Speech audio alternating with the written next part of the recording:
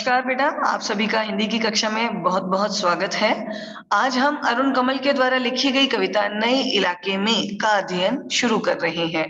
नए इलाके में ये शीर्षक कविता जो है बहुत साधारण से विषय पर लिखी गई है, जिसमें इंगित किया गया है कि वास्तव में हर क्षेत्र में कुछ नव निर्माण हो रहा है, लेकिन इस नव निर्माण के पीछे एक रहस्य छिपा है। ये नव निर्माण जो है ये हमें समय की प्रासंगिकता की ओर इशारा करता है। ये बताता है कि समय निरंतर परिवर्तनशील है और जैसे-जैसे समय में परिवर्तन आता है, समय गतिशील होता जाता है, वैसे-वैसे किसी एक क्षेत्र विशेष ही नहीं बल्कि पूरी दुनिया में कुछ न कुछ परिवर्तन दिखाई देता है, यानी पूरी दुनिया ही हमें बदलती नज़र आती है।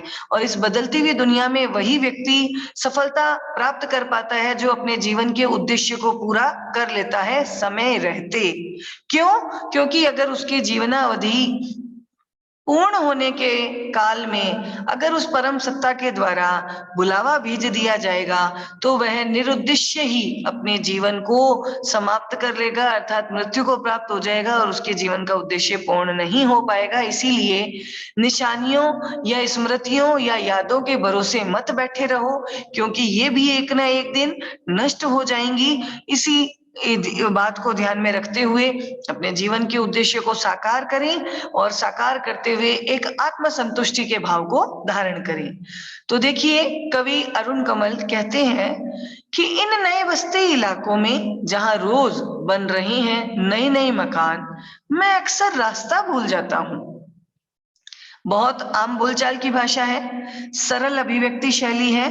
कवि कहते हैं कि इन नवीन बस्ते यानी बस रहे इलाकों यानी क्षेत्रों में जहां रोज यानी प्रतिदिन बन रहे हैं यानी निर्मित हो रहे हैं नए नए मकान यानी नवीन आश्रय, नवीन मकान या घर, मैं अक्सर रास्ता भूल जाता हूँ और इन नए मकानों को देख करके मैं प्राय यानी ज्यादातर अपना मार्ग भूल जाया करता हूँ। तो मार्ग को याद रखने के लिए कवि ने किन स्मृतियों को और यादों को या कुछ विशेष चिन्हों को निर्धारित कर रखा था? तो कवि बताते हैं यहाँ कि धोखा दी जाती हैं पुराने निशान, खोजता हूँ ताकता हुआ पीपल का पेड़, खोजता हूँ ढहा हुआ घर और जमीन का एक खाली टुकड़ा जहां से बाईं मुड़ना था मुझे, फिर 2 मकान बाद बिना रंग वाले लोहे के फाटक का एक घर था 1 मंजिला। यानी इन्होंने अपनी इन पुरानी स्मृतियों और यादों के बारे में हमें जानकारी दी है कि जब भी वो अपने पथ की ओर अनुसंधान करते थे, अपने मार्ग की ओर आगे अग्रसर होते थे, तो कुछ निशानियां जो हैं वो उनको उनके सही निर्धारित पते पर पहुंचा देती थी। ये निशानियां कौन-सी थी? तो ये निशानियां थी यहाँ पर कि कवि कहते हैं जैसे-जैसे वहां पर नया कुछ निर्मित हो रहा है, इस नव निर्माण के समय जो पुरानी स्मृतियां हैं, जो पुराने चिन्ह हैं, वो भी धोखा दे जाते हैं, यानी अविश्वसनीय बन जाते हैं। कौन-कौन से निशान थे? तो कवि कहते हैं जब भी मैं घर की ओर निकलता, तो मैं खोजा करता था एक पुराना पीपल का पेड़ जो लंबे अरसे से, लंबे समय से उस स्थान पर खड़ा सभी को देख रहा है। खोजता हूँ ढहा हुआ घर, यानी एक ऐसा पुराना खंडहर हुआ घर जो बिल्कुल छिन्न-भिन्न हो चुका है, यानी नष्ट-भ्रष्ट हो चुका है और उससे आगे बढ़कर एक जमीन का खाली टुकड़ा यानी मैदानी हिस्सा, जिसके लेफ्ट साइड यानी बाईं ओर हमेशा मैं मुड़ा करता था और बाईं ओर मुड़कर 2 मकान छोड़कर जो एक मंजिला मकान दिखता था जिसमें बिना रंग वाला लोहे का दरवाजा था, मैं उसी स्थान या नियत पते तक जाया करता था। लेकिन अब क्या हालात हैं? कवि बताते हैं, मैं हर बार एक घर पीछे चल देता हूँ, लेकिन कवि कहते हैं स्मृतियों के भरोसे मैं बैठा रहता हूँ, जिसकी वजह से स्मृतियां धोखा दे जाती हैं और मैं अधिकतर जो है या तो एक घर पीछे ही रहता हूँ या 2 घर आगे ठकमकाता और या फिर 2 घर छोड़ करके और आगे निकल जाता हूँ, अपने नियत पते पर सही समय पर नहीं पहुंच पाता हूँ। तो कवि ने इस चीज से बचने के लिए हमें शिक्षा दी है। क्या शिक्षा देते हैं? देखिए, कवि यहाँ पर इस सामान्य अर्थ को पारलौकिक अर्थ से जोड़ते हुए बताते हैं कि समय निरंतर गतिमान है, समय परिवर्तनशील है। इसी समय की परिवर्तनशीलता को ध्यान में रखते हुए व्यक्ति को समय रहते अपने उद्देश्य पूर्ण कर लेने चाहिए। क्या कहते हैं? देखिए, यहाँ यानी इस धरती पर, इस संसार में रोज कुछ बन रहा है, यानी रोज यानी प्रतिदिन कुछ नव निर्माण होता जा रहा है, रोज कुछ घट रहा है, यानी कुछ ना कुछ घटनाएं जो है वो घटित होती रही हैं। यहाँ स्मृतियों का भरोसा नहीं, और ऐसे संसार में जहाँ समय गतिशील है, वहां यादों के या पुरानी निशानियों के भरोसे नहीं बैठा रहना चाहिए। क्यों? क्योंकि कवि कहते हैं एक ही दिन में पूरी की पूरी दुनिया पुरानी पड़ जाती है, यानी कुछ ना कुछ नव निर्माण और कुछ ना कुछ नया घटित होता है, जिसकी वजह से पुराना एकदम पुराना हो जाता है। समय गतिशील है, समय की गतिशीलता को कैसे बताते हैं? देखो, कवि कहते हैं एक ही दिन में पुरानी पड़ जाती है दुनिया। जैसे वसंत का गया पतझड़ को लौटा हूं, जैसे वैशाख का गया भादो को लौटा हूं। अब यही है उपाय कि हर दरवाजा खटखटाओ और पूछो, क्या यही है वो घर? कवि इन पंक्तियों के माध्यम से हमें समय की गतिशीलता का ज्ञान कराते हुए कहते हैं समय निरंतर परिवर्तनशील है, इसीलिए समय की परिवर्तनशीलता को ध्यान में रखते हुए अपने भी उद्देश्यों को पूर्ण कर लेना चाहिए। कवि समझाते हैं कि एक ही दिन में इस संसार में कुछ ना कुछ नव निर्माण और कुछ ना कुछ नया घटित होने के कारण पूरा संसार पुराना लगने लगता है। जिस प्रकार वसंत का गया, यानी जैसे ही वसंत चला जाता है तो फिर पतझड़ लौटता है, और पतझड़ के चले जाने के पश्चात फिर से वसंत आ जाता है। जिस प्रकार हिंदी महीनों में वैशाख का महीना चला जाने के बाद भाद्रपद का महीना आता है, और भाद्रपद के महीने के पश्चात फिर से वैशाख आता है, ये क्रम यूं ही चलता रहता है।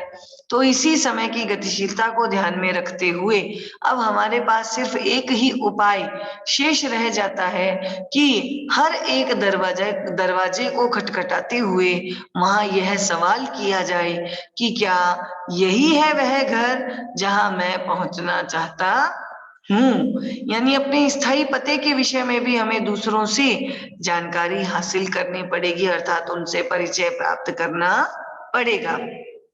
तो क्या किया जाए? तो कवि आगे बताते हैं कि व्यक्ति को समय रहते क्या कर लेना चाहिए। समय बहुत कम है तुम्हारे पास, आ चला पानी ढहा आ रहा आकाश, शायद पुकार ले कोई पहचाना ऊपर से देखकर। कवि कहते हैं कि अब व्यक्ति के पास उसकी जीवनावधि को लेकर के समय बहुत कम बचा हुआ है, और आ चला पानी ढहा आ रहा आकाश, और जिस तरह से आकाश में से पानी बहता हुआ आ रहा है, अर्थात ऋतु परिवर्तन मौसम परिवर्तन होते रहते हैं, इसी ऋतु परिवर्तन मौसम परिवर्तन से हमें समय की परिवर्तनशीलता का आभास होता है। शायद कोई पहचाना हुआ परिचित आपको ऊपर से देखकर वापस बुला सकता है, अर्थात मृत्यु का बुलावा आ सकता है। अतः मृत्यु से पूर्व ही अपने उद्देश्यों को पूर्ण कर लेना आवश्यक है। तो इस प्रकार इस नए इलाके में कविता के माध्यम से कवि ने यहाँ पर सामान्य अर्थ को पारलौकिक अर्थ से जोड़ते हुए समय की गतिशीलता का भान कराया है, और इस बात की शिक्षा दी है कि समय के गतिशील होने की बात को ध्यान में रखते हुए समय रहते ही व्यक्ति को अपने उद्देश्य पूर्ण कर लेने चाहिए, क्योंकि समय का कोई भरोसा नहीं, शायद दोबारा तुम्हें उस परम सत्ता के द्वारा बुला लिया जाए। तो इस प्रकार इस कविता की भाषा है बहुत सरल आम बोलचाल की भाषा। कविता की शैली यानी जिस शैली के द्वारा इन्होंने यहाँ वर्णन किया, तो वो शैली है बहुत सुबोध, यानी आसानी से समझ आने वाली। ठीक है, कहीं कहीं पर कविता में तुकबंदी या राइमिंग वर्ड्स नजर आते हैं, जैसे समय बहुत कम है तुम्हारे पास, आ चला पानी ढहा आ रहा आकाश। पास आकाश, यहाँ पर इस तरह से तुकबंदी मिलते हुए शब्द भी दिखाई देते हैं। और ये कविता बड़े ही सामान्य से विषय को लेकर के लिखी है, लेकिन वह हमारे सामने जो है अर्थ अभिव्यक्ति कुछ विशेष कर रही है। तो इस प्रकार हमने ये जो कविता है नए इलाके में का अध्ययन अच्छे ढंग से किया है। और कल हमने उस कविता को पढ़ा था जिसका शीर्षक था खुशबू रचते हैं हाथ, जिसमें समाज में व्याप्त विषमता के विषय में बताया गया और बताया गया कि समाज के सुविधा संपन्न लोगों की बस्तियों से कई दूर गलियों को पार करके झुग्गी झोपड़ियों में दुर्गंध युक्त वातावरण में कुछ लोग जो है रहने को मजबूर हो रहे हैं। और ये कब तक इस असुविधा का सामना करेंगे, यह हमारे लिए एक प्रश्न छोड़ते हैं कवि। तो यहाँ दिया गया कि नए बस्ती इलाके में इस कविता से संबंधित अभ्यास प्रश्न और इसके अलावा साथ साथ में खुशबू रचते हैं हाथ कविता से संबंधित प्रश्न, इनका जो है अध्ययन और अध्यापन हम अपनी कल की क्लास में करेंगे। कल आप सभी से मैं ये चाहूंगी कि सभी बच्चे, ऐसा नहीं है कि कुछ एक बच्चे, सभी बच्चे जो हैं वो इन प्रश्नों को एक बार अच्छे से घर पे पढ़ें और एक अच्छा विजन करते हुए इनके आंसर्स जो है वो सर्च करें। और कल जब मैं आपसे 1 बाय 1 पूछूं तो आप उसके आंसर मुझे सुनाते चले जाएं, ताकि हमारा वर्क भी हो जाएगा और समय पर आप जो है इसको पूर्ण करके और याद भी कर लेंगे। ठीक है, तो आज की कक्षा में इतना पर्याप्त है बेटा। हमने अरुण कमल के द्वारा लिखी गई दोनों कविताओं का अच्छे से अनुवाद जाना और इनका परिचय प्राप्त किया और शिक्षा और मॉरल वैल्यू यानी नैतिक मूल्य से संबंधित ज्ञान भी प्राप्त हुआ। धन्यवाद बेटे।